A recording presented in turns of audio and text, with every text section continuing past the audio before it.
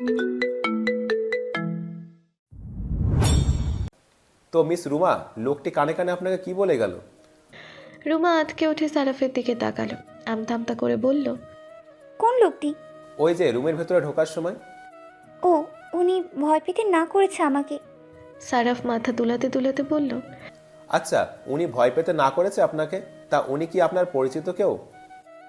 না। পরিচিত না হয়ে এত চিন্তিত আপনাকে ঘিরে? আজকালকার যুগে এমন মানুষ হয়? রুমা মেয়েটি চুপ করে রইল।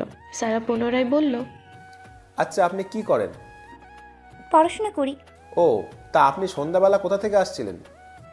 আসলে আমি আমার অসুস্থ মায়ের জন্য ওষুধ কিনতে গিয়েছিলাম, কিন্তু গাড়ি পাচ্ছিলাম না। তখন ওনার কাছে আমি লিফট চাই, আর উনি আমাকে সাহায্য করার নাম করে কুপ্রস্তাব দিচ্ছিল, আর বাজেভাবে আমার শরীরে স্পর্শ করেছিল। আর তখন আমি সুযোগ সুযোগ বুঝেই চিৎকার করে সাহায্য চাই সবার কাছে। বলেই কান্না শুরু করে দিল। সারাফ টিস্যু এগিয়ে দিয়ে বলল, ঠিক আছে, আপনার কেসটা আমি নিলাম। এর শেষ পর্যন্ত আমি যাব, আপনি চিন্তা করবেন না। তবে আপনাকে আমাদের কোনো দরকার পড়লে প্লিজ থানায় এসে হাজির হবেন। রুমা হতবাক হয়ে বলে, কি, আমাকে থানায় আসতে হবে? সারাফ ঠোঁটের কোণে হাসি রেখে বলে, অবশ্যই আসতে হবে। আচ্ছা, এবার তাহলে আমি আসি। যাওয়ার আগে আপনার ফোন নাম্বারটা দিয়ে যান। রুমা ফোন নাম্বারটা দিয়ে চলে যেতে নেবে, তখনই সারাফ রাশভারী গলায় বলে উঠল, ও, আর একটা কথা, সাবধানে যাবেন। নুয়াশার থেকেও আরও বড় জানোয়ারের হয়তো আপনার জন্য ওত পেতে বসে আছে। বলা যায় না কখন কোথায় আপনার উপরে হামলা হতে পারে। রুমা ভয় পেল সারাফের কথা শুনে। রুমা চলে যেতেই সারাফ জাহিনকে ফোন করে থানায় আসতে বলে। গাড়ি এসে থামে থানার সামনে। থানায় লোক বল অনেকটাই বেশি। দেখে মনে হচ্ছে যেন কারোর জন্য অপেক্ষা করছে তারা, আর তাদের দৃষ্টিও গাড়ির দিকে। রিহান গাড়ি থেকে নামতে নিলে জাহিন বাধা দিয়ে বলে, তুই গাড়িতে থাক। কিন্তু ভাইয়া। জাহিন ডাক দেখিয়ে বলে, যেটা বলছি চুপচাপ সেটা কর, বেশি কথা না বলে। আর হ্যাঁ, যাই হয়ে যাক না কেন, গাড়ি থেকে বের হবি না। রিহান মাথা নাড়িয়ে সায় দিল। জাহিন পকেট থেকে মাস্ক বের করে মুখে পরে নিয়ে খাড়া চুলগুলো এলোমেলো করে দিয়ে কপালে এনে ফেলে নিজ হাতে।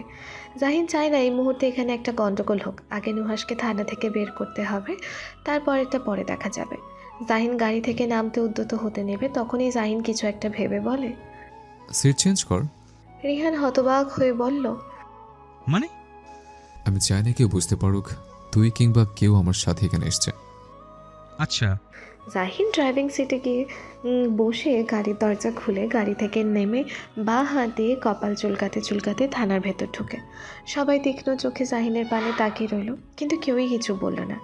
জাহিন থানার ভেতরে ঢোকার সাথে সাথে এক লোক নিজের পকেট থেকে ফোন বের করে কাউকে একটা ফোন করে বলে, ভাই চলে এসেছে, ওই শেখ জাহিন। ফোনের অপর প্রান্ত থেকে পৌরশালী এক কণ্ঠস্বর ভেসে আসে, ঠিক আছে তাহলে, আর এর পরে কি কি করতে হবে সেটা তো খুব ভালো করেই জানিস। জি ভাই। বলেই ফোন কেটে দেয়। থানার অদূরে দাঁড়িয়ে থাকা গাড়ির কাজটা অল্প একটু নামিয়ে যুবকটি থানার দিকে স্থির দৃষ্টিতে তাকিয়ে রহস্যময় হেসে বলে, জননেতা জাহিন, দেখি এবার তুমি কি করো। জানি তুমি নুহাসের জামিন ঠিক করিয়ে নেবে, কারণ তোমার বন্ধু যে উকিল। কিন্তু মানহানি যা হওয়ার তা তো হবেই। এর থেকে তুমি কি করে বাঁচবে? জাহিন থানার ভেতর ঢুকে মুখের মাস্কটা খুলে হাঁটতে হাঁটতে চুলগুলো ব্যাক ব্রাশ করে পেছনের দিকে ঠেলে দিয়ে সোজা সারাফের কেবিনে ঢুকে উৎকণ্ঠা গলায় বলে, নুহাস কোথায়?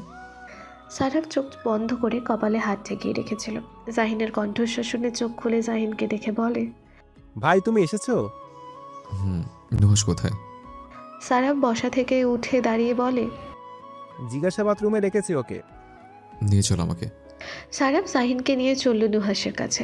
দরজা খুলে রুমে ঢুকতে নজর পড়ে ঘরের এক কোণে নুহাস হাঁটু মুড়ে বসে রয়েছে। দুই হাত আড়াআড়ি করে হাঁটু ধরে রেখে কপাল ঠেকিয়ে রেখেছে হাঁটুর ওপর। দরজা খোলার শব্দ শুনে নুহাস মুখ তুলে সামনের দিকে তাকালো, কিন্তু ঠাঁই বসে রইল। জাহিন দ্রুত পায়ে নুহাসের কাছে এসে হাঁটু ভেঙে বসে চাপা গলায় বলল, কি হচ্ছিল রাস্তায়? নুহাস নির্বাক। জাহিন পুনরায় প্রশ্ন করলো নুহাসকে, কিন্তু কোনোই উত্তর দিল না নুহাস। শুধু এক নজরে তাকিয়ে রইল। মনে হচ্ছে যেন নুহাস একটা ট্রমার ভেতর চলে গেছে। অনেকটা সময় পেরিয়ে গেল, নুহাস তো শব্দটাও করলো না। নুহাসের ভাব দেখে জাহিনের রাগ উঠল, মন চাইছে নুহাসের বাঁ গালে সপাটে একটা চড় বসিয়ে দিতে। জাহিন হতাশার নিঃশ্বাস ছেড়ে উঠে দাঁড়িয়ে অনামিকা আঙুল দ্বারা বা চোখের ভ্রুটা চুলকিয়ে রাগটা কন্ট্রোল করার চেষ্টা করলো। সামান্য একটা বিষয় নিয়ে এভাবে ভেঙে পড়ার কী মানে আছে সেটাই বুঝতে পারছে না জাহিন। পাশে দাঁড়িয়ে থাকা সারাফ বলে উঠল। ভাই আমি বলছি। জাহিন শাসনর স্বরে বলল, তুই কেন? ও কি বৌমা যে তোকে বলতে হবে? ওকে সবটা বলতে হবে। জাহিন নুহাসের জ্যাকেটের কলার চেপে ধরে টান দিয়ে দাঁড় করিয়ে নুহাসের দিকে অগ্নি চোখে তাকিয়ে ঠান্ডা গলায় বলল, যা যা হয়েছে সবটা বল। বেশি দেরি করলে আমার হাতে কিন্তু তুই চড় খাবি নুহাস। জাহিনের গলার স্বরটা ঠান্ডা হলেও সেই স্বরে রয়েছে রাগের আভাস। নুহাস জাহিনের চোখের দিকে তাকে লজ্জিত গলায় বলে, বিশ্বাস করো ভাই, আমি এমনটা করিনি। জানি আমি তুই কিছু করিস নি, কিন্তু আমাকে না বললে বুঝবো কি করে কি হয়েছিল সে সময়? বলবো, কিন্তু তার আগে একটু পানি খেতে হবে। সারাফ নুহাসের কথাটা শোনার সাথেই একজন কনস্টেবলকে পানি আনতে বলল। নুহাস সবটা খুলে বলল জাহিনকে। জাহিন স্তব্ধ হয়ে বসে রইল। সবাই যেন তাদের পেছনে উঠে পড়ে লেগেছে। সারাফ বলল, ভাই কি করবে এখন? গাড়িটা কোথায়? থানায় নিয়ে আসা হয়েছে। আগামীকাল মেয়েটাকে থানায় আসতে বলবি। ওই মেয়ের পেট থেকে কি করে সত্যি কথা বের করতে হয় সেটা আমার খুব ভালো করে জানা আছে। কি করবে তুমি? সেটা আগামীকালকে দেখতে পাবি। অয়ন্তীকে সিঁড়ি বেয়ে নেমে আসতে দেখে জোহরা বেগম চিন্তিত হয়ে বলেন, কি হয়েছে জারার? দরজা খুলুন না মা, তবে বলেছে ওর নাকি কিচ্ছু ভালো লাগছে না, তাই একটু একা থাকতে চায়। বুঝলাম না, মেয়েটার হঠাৎ হলো কি? রোকেয়া বানু আহাজারি করে বলতে শুরু করলেন, আমাদের সংসারটা কালো ছায়া পড়েছে, তাই একের পর এক অঘটন ঘটে চলেছে। এই কালো ছায়াটা হলো এই মেয়েটি। অয়ন্তীকে উদ্দেশ্য করে কথাটা বলা হলো। অয়ন্তী মাথা নিচু করে দাঁড়িয়ে রইল। অয়ন্তী কথাগুলো গায়ে মাখলো না, মেখে লাভ কি? যার যেটা বলার সে তো সেটা বলবে। এর মাঝে রুমা আক্তার বলেন, মা কি বলছেন আপনি এসব? অয়ন্তীর মতো একটা নর্ম ভদ্র মেয়েকে আপনি এভাবে বলতে পারেন না, ওর মতো মেয়ে হয় না। রোকেয়া বানু দ্বিগুণ বেঁকে গিয়ে বলেন, এইসব ভদ্রশত্রু মেয়েগুলোই এক একটা মিচকা শয়তান হয়। এই মেয়ের জন্য আমার এক নাতি ঘর ছাড়া হয়েছে, না জানি আমার নাতি তিনটা কি অবস্থায় আছে। আমি আমার এক মানিককে 5 বছর আগে হারিয়েছি, আর কোনো মানিককে হারাতে চাই না। বুঝতে পেরেছো তোমরা? রুমা আক্তারের বুকটা ধক করে ওঠে শাশুড়ির শেষ কথাটা শুনে। সন্তানকে হারিয়েছে 5 বছর হয়ে গেছে, কিন্তু সে ক্ষত এখনও শুকায়নি। প্রতিদিন রাত হলে যখন ঘুমাতে যায় আর মস্তিষ্ক যখন স্থির হয়ে চোখ লেগে আসে, তখনই মনে হয় দূর থেকে সেই চিরচেনা একটা কণ্ঠ ভেসে আসে কানে। মা, মা গো, ওরা আমাকে বাঁচতে দিল না মা, ওরা আমাকে মেরে ফেললো মা। আমার যে খুব কষ্ট হচ্ছিল তখন মা, আমি শত চেষ্টা করেও দম ধরে রাখতে পারিনি মা। তুমি আমাকে ছোটোবেলার মতো কোলে তুলে নাও না মা, তাহলে আমি হয়তো আবারও প্রাণ ভরে শ্বাস দিতে পারবো মা। মা কই তুমি মা? আমাকে টেনে তুলে নাও তোমার কোলে মা। এর মাঝে শেখ রেজাউল সাহেব রাগ মেশানো গলায় বলল, উফ, তোমরা চুপ করো, সবাই আল্লাহ আল্লাহ করো, যেন ছেলে দুটো সুস্থ শরীর নিয়ে বাড়িতে ফিরে আসে। জোহরা বেগম আস্তে করে বলেন, ছেলে দুটো নয়, ছেলে 3টে। রোকেয়া বানু ভ্রুকুচকে বলেন, ছেলে 3টা মানে? রিহান ফিরে এসেছে। রোকেয়া বানু খুশি হয়ে বলেন, রিহান দাদুভাই ফিরে এসেছে, কিন্তু সে কোথায়? জাহিনের সাথে থানায় গেছে। যা, বাড়ির ছেলে বাড়ি ফিরে এসেছে, এবার শুধু নুহাসকে নিয়ে ফিরলেই হলো। রিহান ফেরাতে বাড়ির সবাই খুশি হলেও কেন জানি অয়ন্তীর মনে একটা অস্থিরতা কাজ করছে। যে লোকটার সাথে তার বিয়ে হওয়ার কথা ছিল কিন্তু হলো তার বড় ভাইয়ের সাথে, সেই লোকটার সামনে কী করে যাবে সে? কী করে রিহান নামক লোকটাকে ফেস করবে? আর রিহানই বা কী করে তাকে ফেস করবে? রাত 10টা বেজে গেছে, কিন্তু নেহাল এখনও জামিনের কাগজ নিয়ে থানায় আসেনি। জাহিনের দলের সকলে এসেছে, সকলে নুহাসকে সান্ত্বনা দিচ্ছে সব কিছু ঠিক হয়ে যাবে বলে। থানার সামনে হঠাৎ করে যেন লোকবল আরও বেড়ে গেছে, সাথে প্রেসের লোকজনও কোথা থেকে যেন উদয় হলো। জাহিন নেহালকে 6ঠবারের জন্য ফোন করতে নিলে নেহাল হন্তদন্ত হয়ে থানার ভেতরে আসে। জাহিন নেহালকে দেখার সাথে সাথে নেহালের কাছে গিয়ে বলে, সব ঠিকঠাক মতো হয়েছে? তোর ফোনটা পাওয়ার পর যেন একটু তাড়াতাড়ি জামিনের কাগজ মঞ্জুর করেছে কোর্ট থেকে। কাগজটা দিয়ে দেখি। জামিন পেয়ে গেছে নুহাস, কিন্তু এই কেসটা নির্বাচনের আগে যত দ্রুত সম্ভব বন্ধ করতে হবে আর সকলের সামনে প্রমাণ করতে হবে নুহাসের বিরুদ্ধে একটা ষড়যন্ত্র করা হয়েছে। থানার কার্যক্রম শেষ করে জাহিন নুহাসকে গম্ভীর গলায় বলে। এবার বাড়ি চল। এর মাঝে রাসেল বলে, ভাই, বাইরে তো অনেক প্রেসের লোক আছে, কি করে যাবেন? জাহিন আকস্মিক চোখ মুখ লাল করে হিংস্র গলায় বলে, পায়ে হেঁটে যাব। আর প্রেসের লোকজন আছে তো আমার কি হয়েছে? ওদের ভয়কে আমি এখানে লুকিয়ে বসে থাকবো? ওদের কাজই হচ্ছে একটা নিউজকে ঘুরিয়ে পেঁচিয়ে লেখা। ওরা যা পারে তাই লিখে ব্রেকিং নিউজ করে, তাতে আমার বাল ছেড়ে যাবে। সবাই হতবাক হয়ে জাহিনের দিকে তাকায়। ঠান্ডা মেজাজে জাহিন কীভাবে রেগে যেতে দেখে যতটা না অবাক হয়েছে ওরা, তার চেয়ে বেশি অবাক হয়েছে জাহিনের মুখে এমন গালি শুনে। তাদের ভাইকে বিয়ে করে চেঞ্জ হয়ে গেল নাকি? জাহিন সবাইকে তার দিকে এভাবে তাকিয়ে থাকতে দেখে বলে, আমাকে যদি তোদের দেখা হয়ে থাকে তাহলে সর আমার সামনে থেকে। সারাফ বলে ওঠে, ভাই চিন্তা করো না, আমার ফোর্স দিয়ে ওদের আটকে রাখবো। জাহিন থানা থেকে বের হতে নেবে তখনই হাঁটা থামিয়ে নেহালকে উদ্দেশ্য করে বলে, নেহাল, তুই ভেতরে থাক। এই ঝামেলা শেষ হলে তারপর থানা থেকে বের হবি, তার আগে নয়। আমি চাই না তোর কোনো ক্ষতি হোক। নেহাল মাথা নাড়িয়ে বন্ধুর কথায় সায় দিল।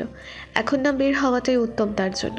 জাহিন থানা থেকে বের হলো, পেছন পেছন নুহাস আর অন্যরাও বের হয়েছে।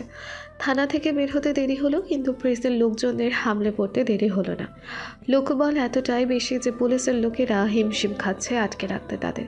প্রেসের লোকজন অনেক প্রশ্ন করলো দূর থেকে জাহিনকে, কিন্তু একটা প্রশ্নেরও উত্তর দিল না জাহিন। অন্যদিকে জনগণরা হিংস্র হয়ে বাজে বাজে কথা বলে যাচ্ছে। বোঝাই যাচ্ছে কারো পোষা কুকুর তারা আর তাদের মালিক বলা কথাগুলো জাস্ট এখানে এসে আওড়াচ্ছে। এর মাঝে আকস্মিক এক পাথর ছোড়া হলো, সেটা এসে পড়েছে জাহিনের ঠিক পায়ের নিচে। দেখেই বোঝা যাচ্ছে আক্রমণের সংকেত দিচ্ছে তাদেরকে। জাহিন একবার পায়ের কাছে থাকা পাথরটার দিকে তাকিয়ে সামনের দিকে তাকাতেই চোখ বড় বড় করে নুহাস বলে চিৎকার করে নুহাসকে নিজের জায়গা থেকে সরিয়ে দেয়। কিন্তু ছোড়া পাথরটা গিয়ে পড়ে জাহিনের ঠিক বাঁ গালের হাড়ের অংশটাতে। জাহিন চোখ বন্ধ করে দাঁতের দাঁত চেপে যন্ত্রণাটা সহ্য করে নিল। গাল বেয়ে গড়িয়ে পড়লো লাল রক্তের ধারা। নুহাস আতকে উঠে বলে, ভাই তুমি ঠিক আছো? জাহিন হাত দিয়ে ক্ষতস্থানটা চেপে ধরে বলে, আমি ঠিক আছি, তোর সবাই তাড়াতাড়ি গাড়িতে ওঠ। সবাই গাড়িতে উঠে বসলে জাহিন গাড়িতে না উঠে বসে একজনকে দেখে থমকে যায়। লোকটা তাকে হাতের ইশারায় বোঝায়, ইউ আর ফিনিশ। জাহিন লোকটার দিকে তেড়ে যেতে চাইলে সারাফ বাধা দিয়ে বলে, ভাই গাড়িতে ওঠো তুমি, এখানে আর বেশিক্ষণ থাকলে একটা দাঙ্গা শুরু হয়ে যাবে। জাহিনকে জোর করে সারাফ গাড়িতে বসিয়ে দেয়। রাত 11টার সময় জাহিন, রিহান আর নুহাস শেখ বাড়িতে পৌঁছায়। আজমল শেখ আর আজহার শেখ কিছুক্ষণ আগেই বাড়িতে এসে পৌঁছেছেন। জাহিন সদর দরজা পেরিয়ে ভেতরে প্রবেশ করতে আজমল শেখ ছেলের সামনে এসে সজোরে বাগালে চর বসিয়ে দেন। এভাবে চর মারাতে জাহিনের ক্ষতস্থানটা যেন আরও তাজা হয়ে উঠল। জাহিন চোখ বন্ধ করে বাবার চরটা হজম করে নিল। আকস্মিক জাহিনের গালে এভাবে চর মারাতে বাড়ির সকলেই হতবাক হয়ে তাকিয়ে রইল। জোহরা বেগম আঁতকে উঠে বলেন, তুমি কি পাগল হয়ে গেলে? এত বড় ছেলের গায়ে হাত তুলছো? আজমল শেখ ঝাঁঝালো গলায় বললেন, তুমি চুপ করো জোহরা, আজকে ওর সাথে আমার একটা বোঝাপড়া আছে। ও পেয়েছেটা কি? রাজনীতি করে ও কি বোঝাতে চাইছে আমাদের? রাজনীতি করলে জীবনে কোনো রকম অ্যাচিভমেন্ট পাওয়া যায় না, যা পাওয়া যায় সবটাই ধ্বংস। 5 বছর আগের জীবনে ফিরে যাও জাহিন, ভেবে দেখো 5 বছর আগে এই রাজনীতি আমাদের কাছ থেকে কি কেড়ে নিয়েছিল। জাহিন শান্ত গলায় বলে, আপনি মেন কথায় আসেন বাবা, এভাবে ঘুরিয়ে পেঁচিয়ে কথা না বলে। তুমি রাজনীতি ছেড়ে দাও, এটাই আমার কথা। সরি বাবা, রাজনীতি ছাড়তে পারবো না। কাউকে না ছাড়ার কথা দিয়ে রেখেছে, তাই আপনার কথাটা মানতে পারবো না আমি। আজমল শেখ উচ্চ বাক্যে বলেন, জাহিন, বাবার মুখে মুখে তর্ক করা শিখে গেছো দেখা যায়। আপনি জানেন বাবা, আমি তর্ক করতে পছন্দ করি না, কিন্তু কিছু জায়গাতে তর্ক করতে হয়। হয় তুমি রাজনীতি ছাড়বে, নয়তো তুমি আমার বাড়ি ছেড়ে চলে যাবে। জোহরা বেগম আবেগী গলায় বলে ওঠেন, কি বলছো কি তুমি এসব? ছেলেটাকে যা বলছি ঠিকই বলছি, ও এই বাড়ি থেকে চলে যাক। আজহার শেখ ভাইকে বোঝানোর স্বরে বলেন, ভাই আপনি একটু শান্ত হন, এভাবে হাইপার। ছোট ভাইকে আর কিছু বলতে না দিয়ে আজমল শেখ বলেই তেতে উঠে বলে, তুই চুপ কর, তুই হচ্ছিস মেন কালপিট। তুই যদি এই রাজনীতিতে না জড়াতি তাহলে এমন কিছুই হতো না, না এই বড় ছেলেকে হারাতে হতো, না আজকের এই ঘটনাটা ঘটতো। আজহার শেখ পিছু হেঁটে যান। ভাই আর আজ ভীষণ ক্ষেপে গেছে। জাহিন নির্লিপ্ত ভঙ্গিতে বলল, ঠিক আছে, আমি এই বাড়ি ছেড়ে চলে যাব। তাতে যদি আপনি খুশি হন তো তাই হবে। জোহরা বেগম ছেলের কাছে এসে ছেলের হাত ধরে দূরে নিয়ে গিয়ে রেগে বলেন, কি বলছিস কি তুই? এই বাড়ি ছেড়ে চলে যাবি মানে? জাহিন কোনোই কথা বলল না। জোহরা বেগম স্বামীর দিকে ফিরে বলেন, আর তুমি কি বলছো এসব? ভেবে বলছো তো? হ্যাঁ, আমি ভেবেই বলছি, ওর ভালোর জন্যই বলছি, ওর ভবিষ্যতের কথা চিন্তা করেই বলছি। ও আর একা নয়, ওর জীবনের সাথে একটা ফুলের মতো মেয়ের জীবন জড়িয়ে আছে, আর আমি চাই না মেয়েটার জীবন নষ্ট হয়ে যাক ওর এই রাজনীতির জন্য। জাহিন বাবার কথাটা শুনে ড্রয়িং রুমের চারপাশটায় নজর বোলায়, কিন্তু অয়ন্তীর কোনো অস্তিত্ব নেই। কোথায় আছে মেয়েটা? ও কি জানি না জাহিন যে বাড়িতে এসেছে? আজমল শেখ পুনরায় নরম স্বরে বলেন, ও নিজের চোখে দেখেছে এই রাজনীতি কী করে একটা জীবন ধ্বংস করে দিয়েছে, কিন্তু তারপরও ওর কোনো শিক্ষা হয়নি। আজ যে নুহাস জেলে গিয়েছে সেটাও এই রাজনীতির কারণেই গিয়েছে। আচ্ছা, তুমি চুপ করো। যা হওয়ার হয়ে গেছে। জাহিন তো সবটা সামলে নিয়েছে। কি সামলে নিয়েছে ও? নুহাসের শুধু জামিন হয়েছে জোহরা, কেস এখনো শেষ হয়নি। আচ্ছা আচ্ছা, চুপ করো এখন। বাবা মা ঘুমিয়েছেন একটু আগেই ওষুধ খেয়ে। ওনারা উঠে গেলে স্বাস্থ্য খারাপ হবে ওনাদের। তুমি রুমে চলো আমার সাথে। আজমল শেখ আর কিছু না বলে রুমে চলে যায়। জোহরা বেগম জাহিন, রিহান আর নুহাসকে উদ্দেশ্য করে বলেন, তিনজনের ঘরে যাও আর গিয়ে ফ্রেশ হও। রাতের খাবারটা রুমেই পাঠিয়ে দিব তোমাদের। রিহান দ্রুত পায়ে হেঁটে নিজের ঘরে চলে যায়। রিহান এতক্ষণ আড়ালে ছিল। বাবা যদি একবার তাকে দেখে নিত তাহলে খবর আছে, কিন্তু সকালবেলা যদি দেখে তখন তো এখানে খবরটা পড়বে। নুহাসের দু চোখ বুঝে খুঁজে বেড়াচ্ছে জারাকে, কিন্তু জারা নেই। মেয়েটা তার এই বিষয় জানার পর থেকে কি ভাবছে তার সম্পর্কে? হয়তো তাকে খুব খারাপ ভাবছে, তবে একদিক থেকে ভালোই হয়েছে। এতে যদি যারা নুহাসের দিক থেকে মুখ ফিরিয়ে নেয় তাতে দুজনের জন্যই সুখকর।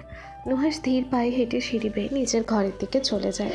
তবে যাওয়ার আগে জারার রুমের দিকে একবল তাকায়।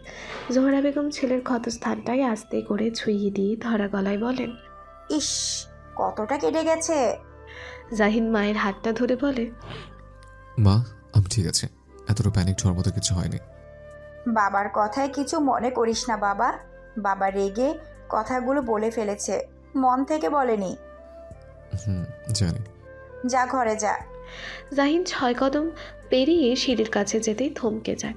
কিছু একটা মনে করে কিচেনের দরজার দিকে তাকাতেই কেউ একজন দ্রুত সরে যায়, তবে শাড়ির আঁচলের কিছু অংশ দেখা যায়। জাহিন বুঝতে পারলো এটা তার লাজুক বধূ ছাড়া কেউ নয়, কিন্তু মেয়েটার ভেবে লুকোচুরি খেলছে কেন? সামনে পড়ছে না কেন তার? জাহিন দীর্ঘ নিঃশ্বাস ছেড়ে সিঁড়ি বেয়ে উপরে চলে যায়। জাহিন চলে যেতে অয়ন্তী কিচেন থেকে বেরিয়ে আসে। অয়ন্তীকে দেখার সাথে সাথে জোহরা বেগম বলেন, অয়ন্তিমা, ঘরে যাও। ঘরে গিয়ে জাহিনের ক্ষত স্থানটা পরিষ্কার করে দাও। আচ্ছা। জাহিন ঘরে ঢুকে জ্যাকেটটা গা থেকে খুলে বিছানায় রেখে এলোমেলো পায়ে হেঁটে সোজা গিয়ে বসে পড়ে সোফায়। মাথাটা সোফায় এলিয়ে দিয়ে চোখ বন্ধ করে নেয়। কিছুক্ষণ সময় যেতেই জাহিন কারোর উপস্থিতি বুঝতে পেরে চোখ মেলে তাকালো। চোখের সামনে ভেসে উঠল অয়ন্তীর শুকনো মুখটা। তার থেকে অদূরে দাঁড়িয়ে আছে মেয়েটা। জাহিন পুনরায় চোখ বন্ধ করে আস্তে করে বলে, কিছু বলবেন? আসলে মা বলেছে আপনার ক্ষতটা পরিষ্কার করে দিতে।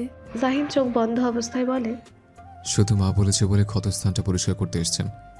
অয়ন্তী জাহিনের কথায় নিরুত্তর রইল। শুধু মা বলেছে বলে যে সে এটা করতে এসেছে এমনটা নয়, স্ত্রীর দায়িত্ব থেকেও এটা সে করত।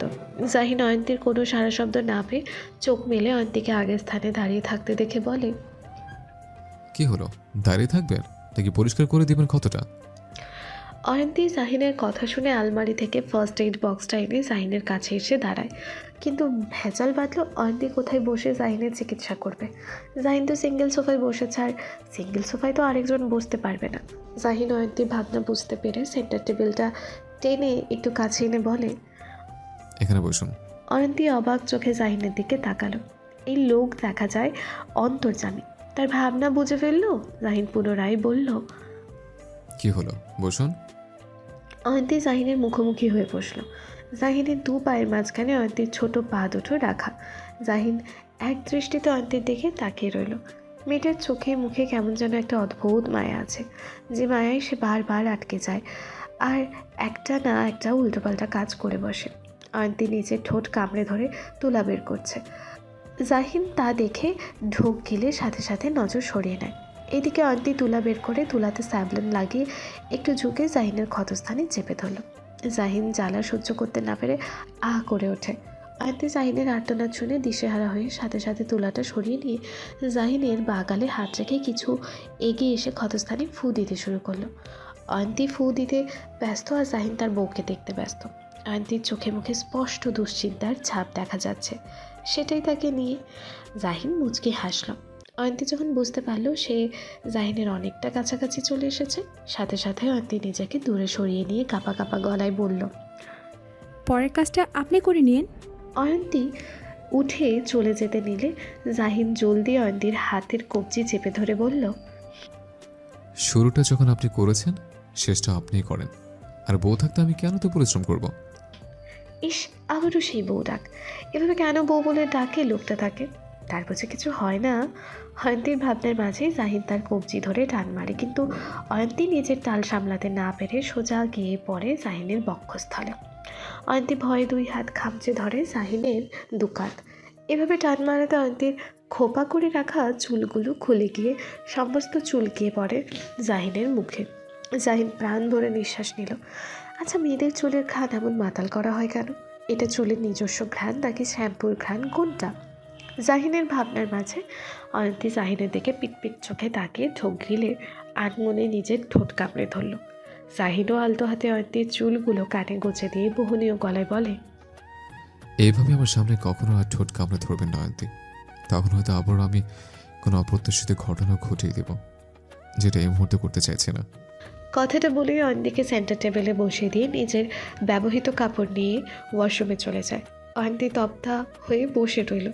জাহিন কি করার কথা বলে গেল তাকে? কিয়ৎক্ষণ সময় যেতেই জাহিনের বলা কথাটার মর্ম বুঝতে পেরে অয়ন্তীর গাল দুটো লজ্জায় লাল হয়ে গেল। মধ্যরাত, চারিদিকে ঘুটঘুটে অন্ধকার আর তার সাথে কুয়াশার চাদরে ঢেকে আছে পুরো শহর। এই হিম ঠান্ডার মাঝেই নুহাস দাঁড়িয়ে আছে ব্যালকনিতে। হাত পা পুরো ঠান্ডা, বরফ হয়ে গেছে, তারপরও নুহাস ঠায় দাঁড়িয়ে রয়েছে। তর্জনী আর মধ্যমা আঙুলের ফাঁকে জ্বলন্ত সিগারেট। খানিকক্ষণ পরপর জ্বলন্ত সিগারেট ঠোঁটের মাঝে রেখে সিগারেট এক টান দিয়ে সেই ধোঁয়া ছেড়ে দেয় আকাশের পানে, আর সেই নিকোটিনের ধোঁয়া গিয়ে মিলিত হচ্ছে কুয়াশার সাথে। হঠাৎ করে দরজা লাগানোর শব্দ শুনে নুহাস চমকে ওঠে। এত রাতে তার ঘরে কে এলো? নুহাস সিগারেট না ফেলেই দ্রুত পায়ে রুমে এসে দরজার পাশে জারাকে দেখে হতভম্ব হয়ে যায়। ঠোঁট জোড়া আপনা আপনি আলগা হয়ে যায় তার। নিজের চোখ দুটোকে যেন সে বিশ্বাস করতে পারছে না। স্বয়ং জারা তার রুমে, কিন্তু জারা এত রাত্রে তার রুমে কেন? এটা কি তার ভ্রম নাকি বাস্তব? আঙুলের মাঝে থাকা জ্বলন্ত সিগারেটের আগুনের ছ্যাঁকা লাগতেই নুহাস আ করে ওঠে, সিগারেটটা হাত থেকে ফেলে দিয়ে তা পা দিয়ে পিষে সামনে তাকায়। না, এটা তার ভ্রম নয়, সত্যিই জারা তার রুমে এসেছে। মেয়েটার চোখ মুখ কেমন জানি একটা ক্রোধ রয়েছে। মনে হচ্ছে নুহাসকে আজকে কাঁচা গিলে খাবে। নুহাস ঢোক গেলে মনে মনে বলে, এই মেয়ে, এমন রাক্ষস চাউনি কেন দিয়ে রেখেছ আমার দিকে, আর এত রাতে আমার কাছে কি চাও? যারা এগিয়ে আসছে, তবে হাঁটতে তার কষ্ট হচ্ছে, কিন্তু সেই কষ্টকে উপেক্ষা করে নুহাসের দিকে এগিয়ে আসছে। নুহাস যারার এগোনো দেখে দু কদম পিছিয়ে গিয়ে থেমে যায়। যারার ফোলা আর লাল হয়ে যাওয়া পাটা দেখে কি হয়েছে মেয়েটার পায়ে, এমন বাজে অবস্থা কেন? নুহাসের ভাবনার মাঝে যারা নুহাসের সামনে এসে থামে। নুহাস মাথা নিচু করে যারার পায়ের দিকে এক দৃষ্টিতে তাকিয়ে শান্ত গলায় বলে, পায়ে কি হয়েছে? জারার কোনো সারা শব্দ নেই। নুহাসকে অধৈর্য দেখালো। সে জারার মুখপানে তাকিয়ে দিশেহারা হয়ে বলল, কি হলো, কথা বলছো না কেন? যারা অদ্ভুত চোখে তাকিয়ে আছে নুহাসের দিকে। মাঝে মাঝে জোরে জোরে দীর্ঘ নিঃশ্বাস ছাড়ছে। মনে হচ্ছে যেন কোনো বিষয় নিয়ে বড্ড আপসেট হয়ে আছে। যারা নুহাসের দূরত্ব খুব একটা বেশি নয়। যারা ঠোঁট ভিজিয়ে ভরাট গলায় বলে, নিউজটা কি সত্যি? এটা আমার প্রশ্নের উত্তর নয়। এটাও আমার প্রশ্নের উত্তর নয়। তুমি বাড়াবাড়ি করছো যারা। যারা কপট রাগ দেখিয়ে বলে, আমি কোনো বাড়াবাড়ি করছি না, আগে আমার প্রশ্নের উত্তর দাও। যে নিউজটা সর্বত্র ছড়িয়ে পড়েছে সেটা কি সত্যি? নুহাস তপ্ত নিঃশ্বাস ছেড়ে বলে, তোমার কি মনে হয়? আমার মন নিয়ে তুমি কি করবে? কিচ্ছু করবো না, তবে একবার যদি কারো মনে সংশয় ঢুকে পড়ে কাউকে নিয়ে, সেই সংশয় দূর করতে সেই মানুষটাকে অনেক কষ্ট করতে হয়। যারা নিঃশব্দে হাসলো আর বলল, আদৌ কি তুমি আমার মন নিয়ে ভাবো যে আমার মনের সংশয় তুমি দূর করতে চাইবে? নুহাস থমকে যায়। সত্যি তো, মেয়েটার মন নিয়ে যদি সে ভাবতো তাহলে হয়তো এতদিনে এই মনের ডাকা সে সাড়া দিয়ে দিত, কিন্তু এই মনের ডাকে সাড়া দেওয়া সম্ভব নয়। নুহাস রাশভারী গলায় বলে, তোমার যদি মনে হয় আমি এই কাজটা করেছি তাহলে ভালো, আর যদি মনে না হয় আমি কাজটা করিনি তাহলে সেটা আরও ভালো। আকস্মিক যারা নুহাসের কলার ধরে নুহাসকে নিজের মুখের কাছে এনে দাঁতে দাঁত চেপে বলে, আমার স্রেফ উত্তর চাই মিস্টার নুহাস রহমান তোমার কাছ থেকে। প্রথমবারের মতো নুহাস আর যারা এতটা কাছাকাছি এসেছে। নুহাস যারার কাছাকাছি আসতে ভেসে আসে মিষ্টি একটা মেয়েলি ঘ্রাণ তার নাকে। নুহাস চোখ বন্ধ করে পুনরায় তাকালো। কেন মেয়েটা তাকে এইভাবে ত্যক্ত করছে, এভাবে মধ্যরাতে কেন তার ঘরে এসেছে? এই সাহসটা আগে যারা কোনো দিন দেখায়নি, এটাই প্রথমবার। নুহাস এক পলকে তাকিয়ে আছে যারার দিকে।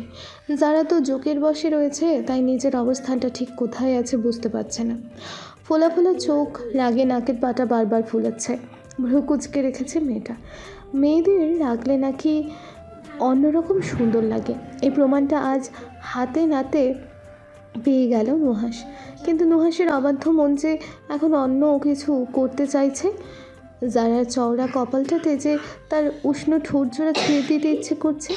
নুহাস নিজের ভাবনাতে নিজেই চমকে ওঠে, সাথে সাথে ঘাড় ঘুরিয়ে ঢোক গিলে যারার হাত কলার থেকে ছাড়াতে বলে, যারা আমার কলারটা ছাড়ো প্লিজ।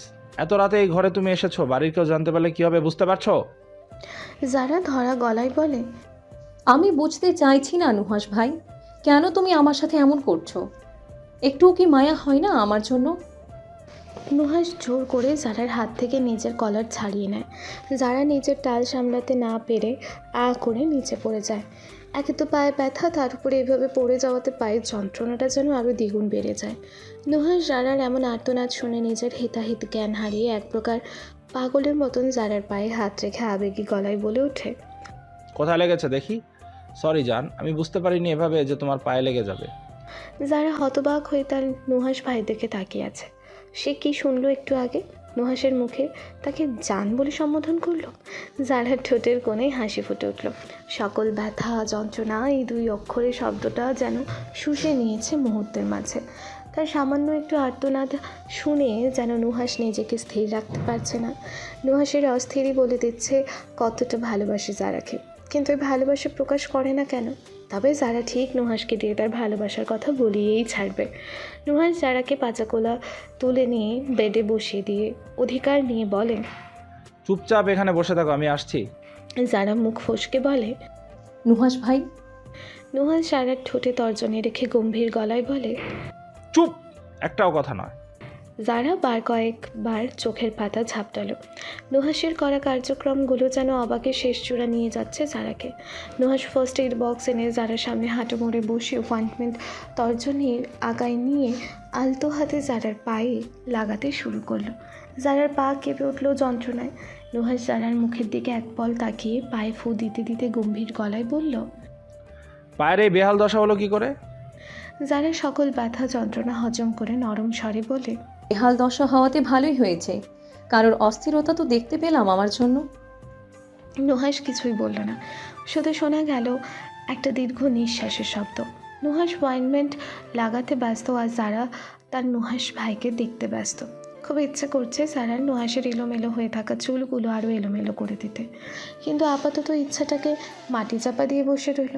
একসময় নুহাস বসা থেকে উঠে দরজা খুলে বাইরের পরিবেশটা দেখে এসে জারাকে আবারও পাজাকোলা তুলে নিয়ে হাঁটা ধরল জারার রুমে যাওয়ার উদ্দেশ্যে। যারা তখনও পলকহীন চোখে নুহাসের দিকে তাকিয়ে রয়েছে। সবটা যেন তার কাছে স্বপ্নের মতো লাগছে। যারা আবেশে চোখ বন্ধ করে নুহাসের চওড়া বুকে মাথা রাখলো। এই সুযোগটা আদৌ পাবে কি না তা জানে না সে, তবে এখন তো পেয়েছে, তাই সুযোগটা লুফে নিল। যারা করা কাজটা দেখে নুহাস এক পলক যারার দিকে তাকিয়ে সামনের দিকে হাঁটা ধরল। অয়ন্তী জগে পানি ভর্তি করে কিচেন থেকে বেরিয়ে উপরের দিকে তাকাতেই থমকে যায়। যারা আর নুহাসকে এই অবস্থায় দেখে অয়ন্তী সাথে সাথে আড়ালে লুকিয়ে পড়ে। এটা কি দেখলো সে? এটা কি আদৌ সত্যি নাকি মিথ্যা? অয়ন্তী নিজের হাতে চিমটি দেয়। না, সবটাই সত্যি, কিন্তু এত রাতে যারা কেনই বা নুহাসের কোলে থাকবে? ওদের দুজনের মাঝে কি কোনো সম্পর্ক আছে, নাকি এটা নেহাতি অয়ন্তীর ভুল ধারণা? এমনও তো হতে পারে যারা হাঁটতে পারছে না বলে নুহাস ওকে কোলে তুলে নিয়ে ঘরে রাখতে গেছে। কিন্তু এত রাতে যারার ঘরের বাইরে কেন? আচ্ছা, এই কথাটা কি তার জাহিনকে জানানো দরকার, নাকি তার আগে যারের সাথে কথা বলা দরকার? অয়ন্তী যেন একটা দোটানায় পড়ে গেছে। একে তো বাড়িতে নুহাসের কেসটা নিয়ে সমস্যা, তার উপরে এই ঘটনাটা বললে হয়তো আরও সমস্যার সৃষ্টি হতে পারে। তার চেয়ে ভালো এখন চুপ থাকা আর যারার সাথে এই বিষয়ে কথা বলা। অয়ন্তী চুপ করে দাঁড়িয়ে রয়েছে। আগে নুহাস যাক নিজের ঘরে, তারপর সে যাবে তার কাছে। যদি দুজন মুখোমুখি হয় তাহলে একটা বিচ্ছিরি ব্যাপার ঘটে যাবে। নুহাস যারাকে যারার রুমে এনে শুইয়ে দিয়ে ব্ল্যাঙ্কেটটা যারার গায়ে দিয়ে চলে যেতে নেবে। যারার সাথে সাথে নুহাসের হাত জাপটে ধরে অভিমানী গলায় বলে, তুমি বললে না তো এই নিউজটা সত্যি নাকি মিথ্যে? নুহাস যারার দিকে না ফিরে তপ্ত নিঃশ্বাস ছেড়ে বলে, নিজের কাছে নিজে ছোট হয়ে যাবো এমন কাজ আমি করিনি যারা, আর ভবিষ্যতেও করবো না। নুহাস কথাটা বলে চলে যায়। যারা হাত দুটো আড়াআড়ি করে নিজের দুই বাহু শক্ত করে ধরে নিজের মুখ কাঁধে হেলায়। নিজের গা থেকে মনে হচ্ছে যেন নুহাসের গায়ের গন্ধটা এখনও লেগে আছে। যারা বাঁ হাতে তর্জনী এনে নিজের ঠোঁটের ওপর রাখে। নুহাস তার ঠোঁট ছুঁয়েছে, পা ছুঁয়েছে, কোমর ছুঁয়েছে। এই অপ্রত্যাশিত ছোঁয়াগুলো সে সারা জীবন মনে রাখবে, সারাটা জীবন। নুহাস নিজের ঘরে এসে দরজার ছিটকিনি লাগিয়ে আয়নার সামনে দাঁড়িয়ে আছে। পরিহিত জ্যাকেটটা নাকের কাছে এনে চোখ বন্ধ করে ঘ্রাণ নেয়। মিষ্টি একটা ঘ্রাণ তার নাকে, তার সারা গায়ে মেখে আছে। নুহাস ডান হাতটা দিয়ে বুকের বাঁ পাশটা শক্ত করে চেপে ধরে। একটু আগেও এখানটায় যারার মাথা ছিল, আর এখন এই জায়গাটা শূন্য। যদি মৃত্যুর আগ পর্যন্ত এই মাথাটা তার বুকে বাঁ পাশটা শক্ত করে ধরে রাখার অধিকার পেত, তাহলে হয়তো নিজেকে পৃথিবীতে থাকা ভাগ্যবান পুরুষগুলোর মাঝে একজন ভাগ্যবান পুরুষ মনে করতো। কিন্তু তা তো আর হওয়ার নয়। চাইলেই কি আর সব পাওয়া যায়? ভোরের আলো ফুটে গেছে। জাহিন আধো আধো চোখে সামনের দিকে তাকালো। চোখে ভেসে উঠল ঘুমন্ত অয়ন্তীর নিষ্পাপ মুখখানা। একেবারে লেপ মুড়ি দিয়ে মেয়েটা বাচ্চাদের মতন ঘুমাচ্ছে। জাহিন অপলক চেয়ে রইল ঘুমন্ত অয়ন্তীর দিকে। মেয়েটা যদি জানতো ঘুমন্ত অবস্থায় তাকে কতটা মায়াবী, কতটা স্নিগ্ধ লাগে, তাহলে হয়তো জাহিনের ঘুম থেকে ওঠার আগেই সে উঠে পড়ত। জাহিন মৃদু হাসল। এই মেয়ের মায়ায় সে আটকে গেছে। এখন এই মেয়েকে তার নিজের করে চায়।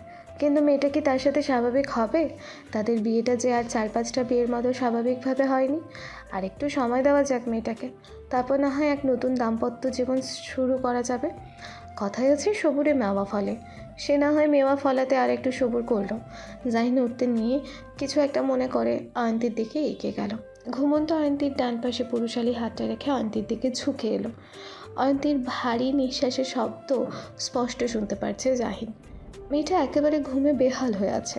জাহিন মুচকি হেসে অয়ন্তীর কপালের মাঝ বরাবর নিজের ঠোঁট জোড়া ছুঁয়ে দিয়ে মনে মনে বলে, জানি না নিজেকে আপনার জীবনের সাথে ধরে রাখতে পারবো কিনা, তবে চেষ্টা করব নিজেকে সারাটা জীবন আপনার পাশে রাখার জন্য।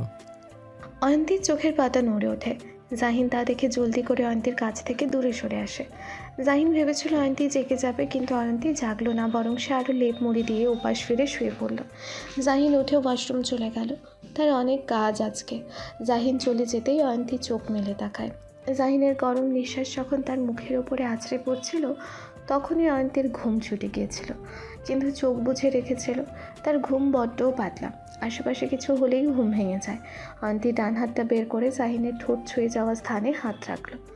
এখনও মনে হচ্ছে যেন জাহিনের ঠোঁটের উষ্ণতা আর ভেজা ভেজা ভাবটা রয়ে গেছে কপালের মধ্যস্থানে। জাহিন লুকিয়ে লুকিয়ে তাকে আদর করে গেল। লোকটা সত্যিই অদ্ভুত। অয়ন্তী লাজুক হেসে লেপ দিয়ে মাথাটা ঢেকে নেয়। শেখ পরিবারের সকল সদস্যরা ডাইনিং টেবিলে বসে আছে, তবে নুহাস আর জাহিন বাদে। তারা দুজন অনেক আগেই বের হয়ে গেছে। ডাইনিং টেবিলে থাকা সবাই স্বাভাবিক আছে, কিন্তু রিহান স্বাভাবিক থাকতে পারছে না বাবার সামনে। বাবা বাড়িতে থাকাকালীন সে নিজের রুম থেকে বের হতে চায়নি, কিন্তু যখন বাবা নিজ থেকে ডেকে পাঠিয়েছে, এক প্রকার বাধ্য হয়ে তাকে ডাইনিং টেবিলে আসতে হয়েছে। কিন্তু অবাক করার বিষয় হলো বাবা তাকে একটা কথাও বলছে না। সে তো নিজেকে মনে মনে প্রস্তুত করে নিচে নেমেছে বাবার হাতে চড় আর বকাবকি খাওয়ার জন্য, কিন্তু হাওয়া উল্টো দিকে বইছে মনে হচ্ছে, তাই এ যাত্রায় সে বেঁচে গেছে। আজমল শেখ খাওয়া দাওয়া করে উঠে পড়ে তাতে রিহান হাঁপ ছেড়ে বাঁচে। এতক্ষণ মনে হচ্ছিল শ্বাসটা নাকের ডগায় আটকে ছিল। আজমল শেখ চলে যেতে মাকে ইশারা করে বলে, মা বাবা। ছেলেকে থামিয়ে দিয়ে জোহরা বেগম বলে, চুপচাপ খেয়ে উঠ। রিহান বুঝতে পারলো এই কাজটা তার মায়ের। রিহানের মনে এখন আর কোনো ভয় নেই। সে মনের আনন্দে খেতে শুরু করলো। জোহরা বেগম শিরিনকে ডেকে বললেন, যারাকে দিয়ে আয় খাবারটা। মেয়ের পায়ে যেভাবে ব্যথা পেয়েছে, নিচে নামার দরকার নেই। মা, উপরে খাবার নেওয়ার দরকার নেই, আমি এসে পড়েছি। মেয়েকে এই পা নিয়ে নিচে আসতে দেখে জোহরা বেগম রাগ দেখিয়ে বলেন, কে বলেছে তোকে নিচে আসার জন্য এই পা নিয়ে? মা, আমি ঠিক আছি। আহান চেয়ার থেকে নেমে জারার জন্য চেয়ার টেনে দিয়ে বলে, আপু তুমি এখানে বসো। জারা হতবাক হয়ে বলে, বাবা, এত ভালোবাসা আমার জন্য? এর মাঝে রিহান বলে ওঠে, তা মা, আমার ভাবি কোথায়? ওনাকে তো দেখছি না। ওনাকে ডাকো, ওনার সাথে একটু কথা বলি। অন্তি চমকে ওঠে রিহানের কথা শুনে। অন্তি কিচেনের এক জায়গাতে ঘাপটি মেরে দাঁড়িয়ে রয়েছে। তার বড্ড অস্বস্তি লাগছে রিহানের সামনে যেতে, কিন্তু এবার মনে হচ্ছে যেতেই হবে। জোহরা বেগম অন্তিকে ডাকলো। অন্তি মাথায় সুন্দর করে কাপড় দিয়ে ডাইনিং টেবিলে এসে উপস্থিত হলো। রিহান প্রফুল্ল হয়ে বলল, তা ভাবি ভালো আছেন? অন্তি আস্তে করে বলে, হুম। রিহান বুঝতে পারলো অন্তি অস্বস্তি বোধ করছে, তাই কৌতুকের স্বরে বলে, ভাবি, আগের দিন বাগে খাইছে বুঝলেন? তাই আগে কি ঘটেছে তা নিয়ে পড়ে থাকবেন না। এই যেই সম্পর্কগুলোতে জড়িয়েছেন সেই সম্পর্কগুলো নিয়েই থাকেন। আগে কোথায় কি ঘটেছিল তা ভুলে গিয়ে স্বাভাবিকভাবে চলুন, তাহলেই দেখবেন সব কিছু সুন্দরভাবে চলবে। অয়ন্তী রিহানের কথার মানে বুঝতে পারল। রিহান যে তাদের সম্পর্কটা স্বাভাবিক করতে চাইছে এটা সে ঢের বুঝতে পারছে, কিন্তু তারপরে অয়ন্তীর অস্থিরতা কমছে না। ভবিষ্যতে এই সম্পর্কগুলো নিয়ে আবার কোনো সমস্যা হবে না তো? জাহিন, সারাফ আর রুমা নামের মেয়েটি মুখোমুখি হয়ে বসে আছে জিজ্ঞাসাবাদ রুমে। পুরো কক্ষ জুড়ে বিরাজ করছে নিস্তব্ধতা। জাহিন দুই হাত বুকের উপর আড়াআড়ি করে রেখে তীক্ষ্ণ চোখে রুমার দিকে তাকিয়ে আছে। রুমা জড়সড় হয়ে বসে রয়েছে। তার সামনে দুজন সুদর্শন পুরুষ মানুষ বসে আছে, আর সে আর চোখে বারবার দুজনকে দেখে যাচ্ছে। একটা অস্থিরতা কাজ করছে মেয়েটার মাঝে, বারবার হাত কচলাচ্ছে। এই ঠান্ডার মাঝেও মনে হচ্ছে যেন ঘামছে, বারবার কপালে, গালে, গলায় হাত রাখছে। দেখেই বোঝা যাচ্ছে খুব ভয় ভয়ে আছে, কিন্তু সেটা প্রকাশ করতে চাইছে না ওদের সামনে। সারাফ ওয়াটার বোতলটা রুমার দিকে এগিয়ে দিয়ে বলল, চাইলে পানি খেতে পারেন। রুমা জিহ্বা দ্বারা নিচে ঠোঁট ভিজিয়ে জড়ানো কণ্ঠে বলে, না না, পানি খাওয়া লাগবে না। কেন ডেকে পাঠিয়েছেন সেটা বলেন। জাহিন দুই হাত টেবিলের উপর রেখে একটু এগিয়ে এসে গম্ভীর গলায় প্রশ্ন করে, আপনাকে কাজটা করতে কে হার করেছে জানতে পারি? রুমা আটকে উঠে বলে, কি বলছেন আপনি এসব? আমি বুঝতে পারছি না। জাহিন নিঃশব্দে হেসে চেয়ারে হেলান দিয়ে বলল, না বোঝার মতো তো আমি কিছু বলিনি আপনাকে। আপনি যে নুহাসকে ফাঁসিয়েছেন সেটা তো স্পষ্ট বোঝা যাচ্ছে। রুমা থমথমে গলায় বলে, আমি কাউকে ফাঁসাইনি। জাহিন কঠিন গলায় বলে, অবশ্যই আপনি নুহাসকে ফাঁসিয়েছেন। আমি বলছি তো আমি ফাঁসাইনি। জাহিন এবার কখন কাঁপিয়ে চিৎকার করে বলে, আপনি নুহাসকে ফাঁসিয়েছেন, তার প্রমাণ আমার কাছে আছে। জাহিনের চিৎকার শুনে রুমা ঈষৎ কেঁপে ওঠে, কাঁপা কাঁপা গলায় বলে, প্রমাণ? কিসের কিসের প্রমাণ? জাহিন বাঁকা হেসে বলে, গাড়িতে হিডেন ক্যামেরা লাগানো আছে, আর তাতে স্পষ্ট দেখা যাচ্ছে আপনি কি করে নুহাসকে ফাঁসিয়েছেন। রুমা হতভম্ব হয়ে বলে, গাড়িতে হিডেন ক্যামেরা লাগানো ছিল? কই, আমি তো দেখিনি। হিডেন ক্যামেরা নিশ্চয়ই কাউকে দেখানোর জন্য লাগিয়ে রাখবে না? আর হিডেন ক্যামেরায় সবটা ধরা পড়েছে। আপনি আচমকা চিৎকার চেঁচামেচি শুরু করে দিয়েছেন, আর এখন ভিডিও ফুটেজটা যদি পাবলিক হয় তাহলে বুঝতেই পারছেন কেসটা কোন দিকে মোড় নেবে। জাহিনের কথাটা শোনার সাথে সাথে মেয়েটা গড়গড় করে বলতে শুরু করে, বিশ্বাস করুন আমি ওনাকে ফাঁসাতে চাইনি। প্লিজ ভিডিওটা ভাইরাল করবেন না। সারাফ হতবাক হয়ে জাহিনের দিকে তাকায়। গাড়িতে ক্যামেরা তো দূরে থাক, কোনো হিডেন ক্যামেরা ছিটে ফোটাও নেই, কিন্তু সারাফ জাহিনের প্ল্যানটা বুঝতে পারল। মেয়েটাকে ম্যানিপুলেট করে পেট থেকে সত্য কথা বের করার প্রচেষ্টা, এবং এতে সফলও হয়েছে। জাহিন সারাফকে ইশারা করলো কিছু বলার জন্য। সারাফ মাথা নাড়িয়ে রুমার দিকে ফিরে বলল, তার মানে আপনি স্বীকার করছেন যে আপনি নুহাসকে ফাঁসিয়েছেন? রুমা মেয়েটা এক প্রকার কান্না করতে করতে বলে, বিশ্বাস করুন আমি বাধ্য হয়ে কাজটা করেছি। সারাফ পুনরায় প্রশ্ন করল, আপনি আগে এটার উত্তর দিন, নুহাস কি আপনাকে কোনো রকমভাবে সেক্সুয়াল হ্যারাসমেন্ট করেছে নাকি করেননি? না, উনি আমাকে সেক্সুয়াল হ্যারাসমেন্ট করেননি, বরং আমি ওনাকে ফাঁসাতে চেয়েছিলাম। কেন হয়তো চেয়েছিলেন জানতে পারি? আর কার কথায় কাজটা করেছেন? রুমা ওয়াটার বোতলের ক্যাপ খুলে ঢকঢক করে পানি খেয়ে বলতে শুরু করে। আমার মা অসুস্থ, তার চিকিৎসা করানোর জন্য অনেক টাকা দরকার। জাহিন হাত উঁচিয়ে রুমাকে থামিয়ে দিয়ে বলে, হুম, এখন আর মিথ্যা কথা বলবেন না প্লিজ। আপনার মা অনেক আগেই মারা গেছেন। আপনার বিষয়ে সব খবর আমার কাছে আছে। তাই প্লিজ মরে যাওয়া মাকে নিয়ে মিথ্যা কথা না বললেই নয় কি? নিজের গর্ভধারী মাকে অন্তত এই সম্মানটুকু দিন। রুমা ঢোক গিলে বলে, আসলে আমি যাত্রাপালার একটা দলে কাজ করি। আমি দলের ছেলে মেয়েদেরকে মেকআপ করিয়ে দিই।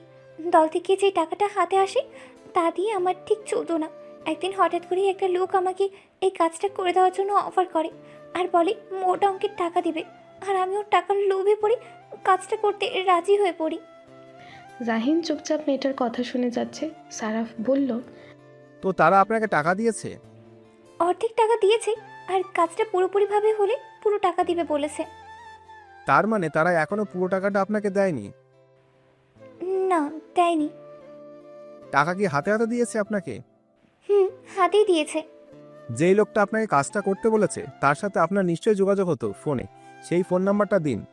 সারাফ ফোন নাম্বারটা নিয়ে কল করলো, কিন্তু এই নাম্বারের কোনো অস্তিত্ব নেই। সারাফ বলল, নাম্বার তো কোনো অস্তিত্ব নেই। রুমা বলল, উনি আমাকে বিভিন্ন নাম্বার থেকে কল করতো। এই পর্যন্ত কয়টা নাম্বার থেকে কল করেছে? 5-6টা তো হবেই। প্রত্যেকটা নাম্বারে কল করা হলো, কিন্তু সেই একই কথা, কোনো অস্তিত্ব নেই নাম্বারগুলোর। এর মাঝে জাহিন রুমাকে প্রশ্ন করল, যে আপনাকে কাজ করতে বলেছে তার চেহারা দেখতে কেমন ছিল? মুখে মাস্ক পরা ছিল, তাই অতটাও খেয়াল করিনি। প্লিজ আমাকে ক্ষমা করে দিন। ভিডিওটা যদি ভাইরাল করে দেন তাহলে সবাই আমাকে অপমান করবে। জাহিন কপট রাগ দেখিয়ে বলে, আপনার অপমানটা অপমান আর আমাদের অপমানটা অপমান নয়। বুঝতে পারছেন কতটা ফেসলেস হয়েছে এই ফালতু ঘটনার জন্য? আর এমনিতে আপনি ভাইরাল। বলতে গেলে এই ঘটনাটা এখন অনলাইনে হট টপিক হয়ে রয়েছে। এখন না হয় আর একটু ঘি ঢেলে দিই তাতে। রুমা চিৎকার করে বলে, আমি তো বলছি আমি লোভে পড়ে কাজটা করেছি। লোভে পড়ে যখন করেছেন এর সমাধান আপনি করবেন। রুমা অবাক হয়ে বলে, মানে? জাহিন পায়ের উপরে পা তুলে বলে, আপনাকে জমার মধ্যে দিতে হবে, সেটাও লাইভে গিয়ে। পুরো দেশ দেখবে যে আমার ভাই নির্দোষ, তাকে একটা নোংরা অ্যালিগেশনে ফাঁসানো হয়েছে। কিন্তু দেখুন মিস রোমা, এই কাজটা করার আগে আপনার 10 বার ভাবা উচিত ছিল। আপনার এটা ভাবা উচিত ছিল যে কাজটা করার পর কি হতে পারে। কিন্তু আপনি কোনো বিবেচনা না করে একটা নোংরা খেলায় মেতে উঠলেন, তা একজন অপরিচিত মানুষের কথা। অবশ্য সে মানুষটা যে আমার শত্রু সেটা আমি খুব ভালো করে বুঝতে পারছি। কারো ক্ষতি করে নিজের ভালো হয় না মিস রোমা। রুমা চুপচাপ কথাগুলো শুনে গেল। তার বড্ড ভুল হয়ে গেছে। সে ঝোঁকের বসে কাজটা করে ফেলেছে। তার আগেই বোঝা উচিত ছিল প্রতিপক্ষ দল শক্তিশালী দল, কিন্তু তাকে তো বলা হয়েছিল গাড়িতে কোনো হিডেন ক্যামেরা ছিল না। তবে কি জাহিন তাকে মিথ্যে কথার জালে ফাঁসিয়েছে আর সেও তাতে পা দিয়ে ফেলেছে? কিন্তু তাকে আগেই কয়েদি থেকে বের হতে হবে, তার জন্য তাকে এদের কাছ থেকে সিম্প্যাথি পেতে হবে। রুমা ধরা গলায় বলে, প্লিজ আমাকে এবারের মতো ছেড়ে দিন। আমি আর কোনোদিন কারো ক্ষতি করব না। সারাফ কঠোর গলায় বলে, ছেড়ে দেওয়া হবে আপনাকে, কিন্তু তার আগে আপনাকে লাইভে গিয়ে সবটা স্বীকার করতে হবে। রুমা হঠাৎ করে উচ্চ বাক্যে বলল, আমি লাইভে যাব না। আর আপনারা আমাকে মিথ্যা কথার জালে ফাঁসিয়েছেন, তাই না? গাড়িতে কোনো হিডেন ক্যামেরা ছিল না, তা আমি জানি। তাই ওই নুহাসকেও নির্দোষ প্রমাণ করতে পারবে না। আর ফাঁসাতে তো চেয়েছিলাম আপনাকে, কিন্তু ফেসে গেছে ওই বেচারা নুহাস। শেষের কথাটা জাহিনকে উদ্দেশ্য করে বলে রুমা। জাহিন হতবাক হয়ে বলে, আমাকে ফাঁসাতে চেয়েছিলেন মানে? হ্যাঁ, আপনাকেই ফাঁসাতে চেয়েছিলাম। জাহিন বিমূর্ত স্তব্ধ হয়ে গেল কথাটা শুনে। আর বিরুদ্ধে ষড়যন্ত্র করা হয়েছিল আর তাতে নুহাস ফেসে গেছে। জাহিন নির্বিকার ভঙ্গিতে বলল, গাড়িতে যে হিডেন ক্যামেরা নেই এটা কি করে জানেন? যে আমাকে এই কাজটা করতে বলেছে সেই বলেছিল, কিন্তু আমার হঠকারিতার জন্য আমি নিজেও ফেসে গেলাম। কিন্তু সত্যিটা তো শুধু আপনারা দুজন ছাড়া কেউ জানে না, আর কেউ জানবেও না। জাহিন শব্দ করে হেসে বলল, এতটাও কাছে খেলার আমি নই। এতক্ষণ যা যা আপনি বলেছেন সবটা রেকর্ড হয়েছে এই কলমটার মাঝে। এই কলমটার মাঝে হিডেন ক্যামেরা লাগানো আছে। বুক পকেটে থাকা কলমটা দেখিয়ে কথাটা বলে। জাহিন পুনরায় বলে, তাই আপনার লাইভে যাওয়ার কোনো দরকার নেই। আপনার এই সব স্বীকারোক্তি সবাই দেখবে, আর এটাও জানবে নুহাস কোনো দোষ করেনি, ওকে ফাঁসানো হয়েছে। রুমাকে অ্যারেস্ট করা হয়েছে নুহাসকে মিথ্যা অ্যালিগেশন দিয়ে ফাঁসানোর জন্য। নিউজের মাধ্যমে সবটা সবার সামনে এসেছে। নুহাস নির্দোষ প্রমাণিত হয়েছে, কিন্তু জাহিনের মাথায় ভর করলো অন্য দুশ্চিন্তা। তার আপনজনদের মাঝে কেউ একজন আছে যে এই ঘৃণ্য কাজটার সাথে জড়িত, কিন্তু কে সে? এত আপনজনের ভিড়ের মাঝে তাকে কি করে খুঁজে বের করবে? 32 ইঞ্চি এলইডি টিভির পর্দায় নুহাস যে নির্দোষ সে খবরই পাঠ করছেন সংবাদ পাঠিকা। রুমার স্বীকারোক্তিটা শোনার সাথে সাথে টিভির পর্দায় একটা ফুলদানি ছোড়া হলো। মুহূর্তের মাঝে টিভির ডিসপ্লে চলে যায়। খলিল তালুকদার আর তার চেয়ারম্যান মিজান সাহেব চোখ বন্ধ করে কানে হাত দিয়ে অন্যদিকে ফিরে যায়। যুবকটি সেন্টার টেবিলে সজোরে লাথি মেরে বসা থেকে উঠে দাঁড়িয়ে হুঙ্কার দিয়ে বলে, ওই শালিকে আগেই বলে রেখেছিলাম আমি, গাড়িতে কোনো ফিটেন ক্যামেরা নেই, কিন্তু তারপরেও ওই শালি ওই জাহিনের কথা জালে ফেসে গেছে, সবটা প্ল্যান নষ্ট করে দিল। আমি আগেই বলেছিলাম এই শালিকে দিয়ে কাজটা হবে না। খলিল তালুকদার রেগে বলে উঠলেন, তোমার প্ল্যান প্রথম থেকে নষ্ট হয়ে গিয়েছিল যখন জাহিনের জায়গায় নুহাস এসেছিল। যুবকটি গর্জে উঠে আঙুল তাক করে খলিল তালুকদারকে বলে, হেই বুড়ো, বেশি কথা বলবি না, প্ল্যানটা শুধু একার আমার ছিল না। খলিল তালুকদার চোখ বড় বড় করে রেগে যাওয়া বলেন, কি বললে তুমি আমাকে? যুবকটি তেড়ে এসে বলে, বুড়ো বলেছি তোকে আমি, বুড়ো। কি করবি তুই? আমাকে বল কি করবি? মিজান সাহেব দুজনের মাঝে এসে দাঁড়িয়ে দুজনকে থামিয়ে বলে, উফ, কি শুরু করলে তোমরা দুজন? নিজেদের মধ্যে কেন কোলাহল শুরু করলে? একটা প্ল্যান নষ্ট হয়েছে তো কি হয়েছে, অন্য একটা প্ল্যান ভাবা যাবে। আর জাহিন এটা খুঁজে বের করতে পারবে না কে এই কাজের সাথে জড়িত। তবে হ্যাঁ, জাহিন খলিল সাহেবকে সন্দেহ করবে এটা আমি জানি। তাই বলছি মাথা ঠান্ডা করো দুজনে, নিজেদের মাঝে বিবাদ বাঁধিয়ে কোনো লাভ নেই। যুবকটি গিয়ে নিজের স্থানে বসে। মিজান সাহেব চোখের ইশারায় খলিল তালুকদারকে শান্ত হতে বলেন। মিজান সাহেব নিজের জায়গাতে বসে গিয়ে বলেন, এখন একটাই প্ল্যান, ভোট কিনতে হবে আমাদের, আর কিছুদিন পরেই প্রতীক বরাদ্দ হবে, আর এরপরই প্রচারণার কাজ হবে। জাহিনকে কিছুতেই মেয়রের পদে বসতে দেওয়া যাবে না। যুবকটি গম্ভীর কণ্ঠে বলল, কে মেয়র পদে বসলো আর কে বসলো না তাতে আমার কিছুই যায় আসে না, কিচ্ছুই না। আমি শুধু আপনাদের সাথে হাত মিলিয়েছিলাম ওকে নিঃসঙ্গ করে দেওয়ার জন্য, কিন্তু এখন মনে হচ্ছে আমার নিজেকেই কিছু একটা করতে হবে। তবে এভাবে নয়, অন্যভাবে। ওকে আঘাত করতে হবে শুধু নির্দিষ্ট সময়ের অপেক্ষা। আপনাদের সাথে থেকে কিছুই হবে না, কিছুই না। আর আপনি ফেলই করবেন তালুকদার সাহেব, এটা আমি এক কলম লিখে দিলাম। খলিল তালুকদার রেগে কিছু বলতে যাবেন, সাথে সাথে মিজান সাহেব খলিল তালুকদারের হাত ধরে থামিয়ে দিল। চোখের ইশারায় বলল শান্ত থাকার জন্য। যারা ফেসবুক স্ক্রল করছে, নুহাসের খবরটা বাড়ির সবাই জানার পর যেন একটু স্বস্তির নিঃশ্বাস ফেলতে পারছে সকলে, বিশেষ করে যারা। সে ভীষণ খুশি হয়েছে তার নুহাস ভাই নির্দোষ প্রমাণিত হয়েছে বলে। ইচ্ছে করছে নাচতে, কিন্তু আপাতত এই পা নিয়ে নাচা সম্ভব না, তাই মনের বাসনাটাকে সংযম করলো। নেটিজেনরা এবার নুহাসের পক্ষ নিয়ে নানান কথা বলছে। যারার হঠাৎ করেই একটা পোস্টে নজর পড়ল। নুহাসের একটা ছবি দিয়ে পোস্ট করেছে আর ক্যাপশনে লেখা, আমি জানতাম আমার জানু এমনটা করতেই পারে না। আমার জানুটাকে শুধু শুধু হ্যারাস করলো ওই শয়তান মেয়েটা। তুমি চিন্তা করো না জানু, আমরা সকলে তোমার পাশে আছি। আই লাভ ইউ জানু। যারা চোখ মুখ কুচকে বিতৃষ্ণা নিয়ে পোস্টটা পড়ল। ইচ্ছে করছে কমেন্ট বক্সে গিয়ে লিখতে, তোর জানুর একটা জান আছে, তাই এসব লেম মার্কা পোস্ট করে নিজেকে ছোট লোক প্রমাণ করবি না। হ্যাঁ, যত সব। যারা ফোনটা ঢিল মেরে বেটে ফেলে দিয়ে একরাশ বিরক্তি নিয়ে বলে, শাকচুন্নির দল এখন একেবারে দরদ উতলে উতলে পড়ছে, আবার আই লাভ ইউ জানুও বলছে। এই আই লাভ ইউ বানান পারিস যে লিখেছিস? ওহ সরি, পারিস বলেই তো লিখতে পেরেছিস। অয়ন্তী যারার রুমে এসেছে, হাতে একটা প্লেট, তাতে 4 রকমের ফল কাটা। যারাকে একা একা বকবক করতে দেখে থমকে যায়। ভ্রুকুচকে যারাকে উদ্দেশ্য করে বলে, যারা কাকে বকছো? যারা দরজার পাশে অয়ন্তীকে দেখে বলে, ও ভাবি তুমি এসো, ভিতরে এসো। অয়ন্তী যারার পাশে গিয়ে বসে বলে, কাকে বকছো? যারা কপট রাগ দেখিয়ে বলে, আর বলো না ভাবি, ফেসবুকে কতগুলো শাকচুনি আছে যারা সুন্দর সুন্দর পোলা দেখলেই দরদ একেবারে উতলে উতলে পড়ে। কার উপরে দরদ উতলে পড়েছে? আরে নুহাস ভাইয়ের উপরে পোস্ট করে আর কি বলে জানো? আই লাভ ইউ জানো। যারা ভেঙে কথাটা বলল। অয়ন্তী সোজাসুজি বলে, তুমি কি তাতে জেলাস ফিল করছো যারা? অবশ্যই।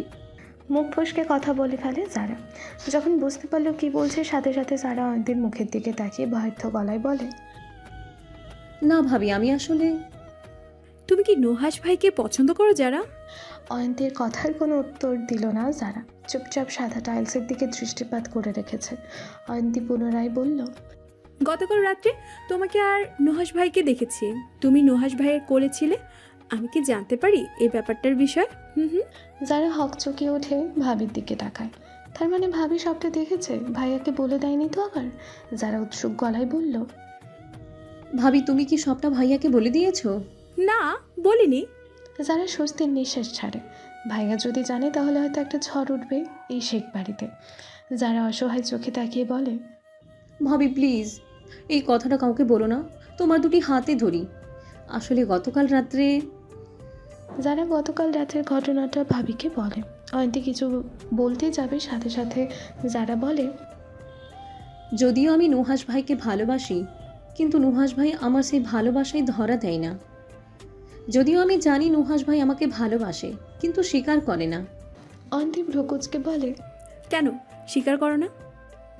যারা ম্লান কণ্ঠে বলে, নুহাস ভাই যে এই বাড়ির আশ্রিত, তাই হয়তো স্বীকার করে না। যে বাড়ির নুন খেয়েছে সেই বাড়ির মেয়ের উপরে কি করে নজর দিবে তুমি বলো? কিন্তু আমি নুহাস ভাইকে খুব ভালোবেসে ফেলেছি ভাবি, খুব।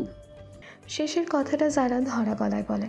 অয়ন্তী বোঝানোর স্বরে বলে, সব ঠিক হয়ে যাবে যারা, একটু ধৈর্য ধরো। আল্লাহ যদি তোমার কপালে নুহাস ভাইকে লিখে রাখেন তাহলে নুহাস ভাই তোমার হবে, আর যদি না লিখে রাখে তাহলে শত চেষ্টা করলে সে তোমার হবে না। যারা ঢোক গেলে বলে, ভাবি তুমি আমাকে ছুঁয়ে কথা দাও, এই কথাটা যেন বাড়ির কেউ না জানে, এমনকি ভাইয়াও না। অয়ন্তী যারার হাতটা শক্ত করে ধরে বলে, ঠিক আছে ননদিনী, কেউ জানবে না কথাটা, প্রমিস। যারা ভাবির গলা জড়িয়ে ধরে বলে, আমার মিষ্টি ভাবি। হয়েছে হয়েছে, এবার ফলগুলো খেয়ে নাও। যারা একটা আপেলের টুকরা মুখে নিয়ে বলল, তুমিও খাও। অয়ন্তী মুচকি হেসে বলে, তুমি খাও, আমি খেয়েছি। রিহান আজ তাদের বন্ধুদের সাথে নাইট পার্টি করবে, তা নিয়ে আলোচনা হচ্ছে বন্ধুদের মাঝে গ্রুপ চ্যাটে। রিহানের বন্ধু সৈকত মেসেজ করে, কে বন্ধু, তোর ফুলের পাপড়ির কি অবস্থা? মেয়েটাকে একা রেখে চলে এলি, এবার যদি সেই পাপড়ি ঝড়ে নিচে পড়ে যায় তখন? রিহান মেসেজটা দেখে মলিন হাসল। তার আবার কবে হলো ফুলের পাপড়ি? রিহান দীর্ঘ নিঃশ্বাস ছেড়ে মেসেজ করে, হয়তো আমি চলে আসতেই ফুলের পাপড়ি ভালো আছে, বরং আমি এতদিন ছিলাম বলেই সে বিরক্তিবোধ করত। এর মাঝে পিয়াস বলে, আচ্ছা এসব কথা বাদ দে, একটা মেয়ে গেছে তো কি হয়েছে, 1000টা মেয়ে এসে ধরা দিবে আমাদের রেহানের কাছে, বুঝলি? সুরেশ বলল, এই প্লে বয় চুপ কর। তুই রিহানকে তোর মতো ভাবিস নাকি যে বিড়ালের মতো এ বাড়ির হাড়িতে তো ওই বাড়ির হাড়িতে গিয়ে মুখ দিবে? পিয়াসের রাগের ইমোজি দিয়ে বলল, এই শোন, আমি পাগল নই, মেয়েরা আমার জন্য পাগল, বুঝলি? জানি কে পাগল। রিহান ওদের ঝগড়া দেখে অফলাইন হয়ে যায়। চিত হয়ে শুয়ে ভাবতে থাকে পাপড়ির কথা। মেয়েটির কি এক মুহূর্তের জন্য তার কথা মনে পড়ছে না? হয়তো পড়ছে, আবার নাও পড়তে পারে, কিন্তু তার মস্তিষ্ক জুড়ে যে বিরাজ করছে পাপড়ি এক মুহূর্তের জন্য ভুলে থাকতে পারছে না। রিহান দীর্ঘ নিঃশ্বাস ছেড়ে শোয়া থেকে উঠে ওয়াশরুমে চলে যায়। অবন্তী ওরফে পাপড়ি মেয়েটি রাস্তার চারিপাশ সন্তর্পণে নজর বোলাচ্ছে। বোঝা যাচ্ছে কাউকে খুঁজে বেড়াচ্ছে তার দুই চোখ, কিন্তু যাকে খুঁজে বেড়াচ্ছে দুই চোখ সেই মানুষটা সেই আজ নেই। মানুষটা কি সত্যি চলে গেছে? অবন্তীর মনটা যতনাই ভরে গেল। এতদিন লোকটা সামনে আসলে রাগ করতো, কিন্তু আজ যখন নেই তখন কেন এতটা বিষাদময় লাগছে তার। অবন্তীর পাশে থাকা ইভা খোঁচা দিয়ে বলল, যাকে খুঁজে বেড়াচ্ছিস সে নেই, তাই সামনের দিকে নজর রেখে হাঁট, না হলে যে কোনো সময় দুর্ঘটনা ঘটে যেতে পারে। এবার কথা শুনে হক চকালো অবন্তী। মিথ্যে মিথ্যে বিরক্তি আর রাগ মেশানো গলায় বলে, আজব, আমি আবার কাকে খুঁজবো? সে তুই ভালো করে জানিস কাকে খুঁজে বেড়াচ্ছিস, আর যদি না জানিস তাহলে আমিই বলে দিচ্ছি। তোর সুবিধার্থে রিয়ান ভাইকে খুঁজছিস তুই, তাই তো? অবন্তী চুপ মেরে যায়। সত্যি সে রিহানকে খুঁজে যাচ্ছে, কিন্তু লোকটা নেই। সত্যিই লোকটা চলে গেছে এই শহর ছেড়ে। লোকটা কি তাকে ভুলে গেছে এই একদিনের মাঝে? অবশ্য ছেলেদের মন একজন চলে গেলে আরেকজনকে নিজের মনে ঠাঁই দিতে বেশি সময় নেবে না। অবন্তী এইসব চিন্তা করে তপ্ত নিঃশ্বাস ছেড়ে নিজেকে স্বাভাবিক করে সামনের দিকে এগিয়ে যায়। জাহিনের বাড়ি ফিরতে ফিরতে ঘড়ির কাঁটা প্রায় 12টার ঘরে পৌঁছে গেছে।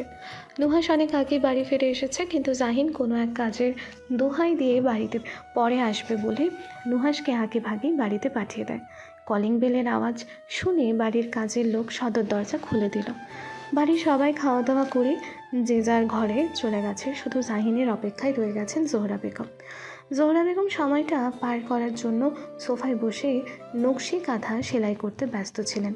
ছেলেকে আসতে দেখে কাঁথাটা সোফার উপরে রেখে ছেলের দিকে এগিয়ে এসে বলেন, এত দেরি হলো যে আসতে? নুহাস বলল কি একটা কাজ আছে তোর, সেটা কি কমপ্লিট হয়েছে? না, এখনো হয়নি, তবে হয়ে যাবে জলদি। আগামীকাল থেকে একটু আগে আসার চেষ্টা করবি, মেয়েটা না খেয়ে অপেক্ষায় ছিল তোর। জাহিন ভ্রুদয় কিঞ্চিত কুচকে বলল। কে অপেক্ষা করছিল? জোহরা বেগম হতাশার শ্বাস ফেলেন। তার ছেলে কি এই জগতে আছে নাকি অন্য জগতে আছে? বিয়ে করেছে আর কে অপেক্ষা করতে পারে তার জন্য সেটা বুঝতে পারছে না মহাশয়। জোহরা বেগম কঠিন গলায় ছেলেকে বলল, তোর বউ অপেক্ষায় ছিল তোর জন্য। কিন্তু মা, আমি তো খেয়ে এসছি, উনি কি খায়নি? খেতে চাইনি, কিন্তু জোর করাতে খেতে বাধ্য হয়েছে। ও, আগামীকাল থেকে তাড়াতাড়ি আসবি। আসবো। জাহিন কথাটা বলে সিঁড়ি বেয়ে উপরে উঠতে উঠতে জ্যাকেটটা খুলে ফেলে। দরজা ঠেলে ভেতরে ঢুকে দেখে রুম অন্ধকার, তবে রুমে লালচে রঙের ড্রিম লাইট জ্বলছে। ড্রিম লাইটের মৃদু আলোয় জাহিন বুঝতে পারল অয়ন্তী ঘুমিয়ে পড়েছে। তার বড্ডও খারাপ লাগলো। মেয়েটা তার অপেক্ষায় ছিল আর সে এত রাত করে আসলো। এর পরের বার থেকে জলদি আসার চেষ্টা করবে। জাহিন জ্যাকেটটা সোফার উপরে রেখে গায়ে পরিহিত অ্যাশ রঙের শার্টের বোতাম খুলতে খুলতে হাতে টি শার্ট আর ট্রাউজার নিয়ে ওয়াশরুমে যায় ফ্রেশ হতে। জাহিন যেতে অয়ন্তী চোখ মেলে তাকায়। সে ঘুমায়নি এখনও। স্বামীর চিন্তায় দু চোখের পাতায় ঘুম আসেনি, তবে এখন ঘুম আসবে। অয়ন্তী গায়ে মাথায় ব্ল্যাঙ্কেটটা ভালো করে জড়িয়ে নিয়ে ঘুমানোর চেষ্টা করে। রাত 2:30 বাজে। নিস্তব্ধ রাত, কোথাও কোনো কোলাহল নেই। ব্যস্ত শহরটা শান্ত হয়ে আছে। দূর থেকে ছিচি পোকা ডাকার শব্দ ভেসে আসছে। জাহিন তখন ল্যাপটপ নিয়ে বসে আছে। পা দুটো সেন্টার টেবিলের উপরে রেখে কোলের উপরে ল্যাপটপ রেখেছে। খুব মনোযোগ দিয়ে কিছু একটা দেখছে। আকস্মিক অস্ফুট ভাবে কারো গোঙানোর আওয়াজ ভেসে আসে। জাহিন ল্যাপটপের স্ক্রিন থেকে নজর সরিয়ে সামনের দিকে তাকালো। গোঙানোর শব্দটা কোথা থেকে আসছে সেটা বোঝার চেষ্টা করছে। জাহিন যখন বুঝতে পারল এমনটা অয়ন্তী করছে, তাড়াতাড়ি করে ল্যাপটপটা সোফার উপর রেখে দৌড়ে অয়ন্তীর কাছে আসে। অয়ন্তী কাঁপছে অস্বাভাবিকভাবে আর অস্পষ্টভাবে কি যেন বলছে। জাহিন বিছানায় উঠে অয়ন্তীর দিকে ঝুঁকে অয়ন্তীর গালে হাত রেখে ভয়ার্ত গলায় বলল, অয়ন্তী, কি হয়েছে? এমন করছেন কেন? কোথায় কষ্ট হচ্ছে? জাহিন অয়ন্তীর মুখের কাছটায় কানটা নিয়ে শুনতে পারে অয়ন্তীর বলা কথা। মা, যেও না মা, আমাকে ছেড়ে যেও না, আমাকে সাথে করে নিয়ে যাও মা, তোমার কোলে মাথা রেখে ঘুমাতে চাই মা। অয়ন্তীর কাঁপুনি ক্ষণে ক্ষণে বেড়ে যাচ্ছে, হাত পা খিচে আসছে। অয়ন্তীর খিচুনি শুরু হয়ে গেছে। অয়ন্তীর কাঁপুনিতে সারা বেড কেঁপে উঠছে। জাহিন কি করবে কিছুই বুঝতে পারছে না। মেয়েটার হঠাৎ হলোটা কি? জাহিন অয়ন্তীকে শক্ত করে মুঠো করে রাখা হাতটা খোলার চেষ্টা করলো, কিন্তু পারল না। জাহিন 2 হাঁটু ভাঁজ করে সারা ঘর নজর বোলালো। এত রাতে কাউকে ডাকতেও পারছে না। কোনো উপায় না পেয়ে জাহিন অয়ন্তীকে শক্ত করে আঁকড়ে ধরে নিজের বুকের সাথে মিশিয়ে নিয়ে পাগলের মতো ভুলতে শুরু করলো। শান্ত হন অয়ন্তী, শান্ত হন, কিচ্ছু হয়নি আপনার, সব কিছু ঠিক হয়ে যাবে, প্লিজ শান্ত হন। অয়ন্তী বাঁ হাত দিয়ে শক্ত করে খামচে ধরল জাহিনের গলার কাছটায়। জাহিন অয়ন্তীর শক্ত নখের খামচিটা চোখ বন্ধ করে সহ্য করে নিল। ধীরে ধীরে অয়ন্তী স্বাভাবিক হতে শুরু করলো, কাঁপুনি কমতে শুরু করলো, শরীর নিস্তেজ হয়ে এলো। অয়ন্তীর হাত পা ছেড়ে দিয়েছে এক প্রকার। জাহিন হাতের বাঁধন নরম করলো, আরও কিছুক্ষণ বুকের মাঝে রেখে অয়ন্তীর মাথাটা নিজের হাতের উপর রেখে ড্রিম লাইটের মৃদু আলো দিয়ে এক নজর স্ত্রীর দিকে তাকিয়ে রইল। জাহিনের হাতের মাঝে টুপ করে এক ফোঁটা জল গড়িয়ে পড়ল। বুঝতে পারল অয়ন্তীর চোখ দিয়ে পানি পড়ছে। ঘুমের মাঝে মেয়েটা কান্না করছে। এতটা চাপা কষ্ট জমে রয়েছে মেয়েটার মনে। জাহিন অয়ন্তীর চোখে নোনা জল মুছে দিয়ে আবারও নিজের বুকের সাথে চেপে ধরল। অয়ন্তীও ঘুমের মাঝে ছোট বাচ্চাদের মতন লেপ্টে রইল জাহিনের বুকে। জাহিন জোরে জোরে নিঃশ্বাস ছাড়ছে। খানিকক্ষণ আগে অয়ন্তীর এমন শোচনীয় অবস্থা দেখে যেন তার রুহু উড়ে গিয়েছিল।